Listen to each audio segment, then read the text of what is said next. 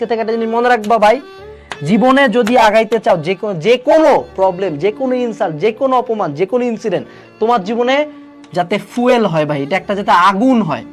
এই ফুয়েলটা, এই যে অপমানের কষ্ট বা পাস্ট খারাপ লাগার কষ্ট, যে একজন জীবনে যারা বড় বড় পর্যায়ে গেছে ওনাদের শুনবা যে পাস্ট লাইফটা খুব কষ্টের, মানুষজন স্ট্রাগল করে উপরে যায়।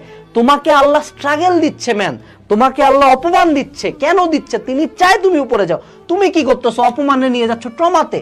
এমন কেন?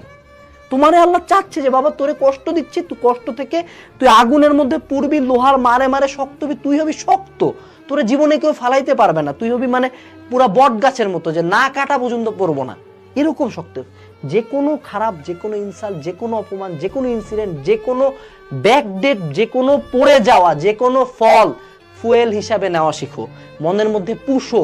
ওই সবাইরে ক্ষমা করে দিলাম, হ্যান ত্যান, মনের শান্তি আসল, এইসব বালছাল না। ইন রিয়েল লাইফ আমরা কষ্ট পাই, আমরা তো আজীবন এই খারাপ লাগা, খারাপ ঘটনাগুলো বেনে রাখি, পুষি, তো ক্ষমা তো কাউরে করে দেই না আমরা। আমরা কি কনসা এত ভালো ভাই? তুমি আমি কেউই তো এত ভালো না। যদি আমরা খারাপ, যদি আমরা জিনিসটা বহনই করব, why not in a positive way? Why not in a positive way? যে না ঠিক আছে, নাম্বার কম পাইছি, তুই আমার কাটাই কইছিলি, নট নেমে পায় না, বুয়াটা চান্স পায়, তোরে ফোন দিছে, মামা কি অবস্থা, কোথায় চান্স হলো? কোথাও তো চান্স হয় নাই তোর। এরকম না কেন? ফুয়েল হিসেবে নাও। প্রতিশোধ পরায়ণ হওয়াটা দুনিয়াতে খুব খারাপ বলে সবাই, আসল দুনিয়ায় কি প্রতিশোধ পরায়ণ ছাড়া কি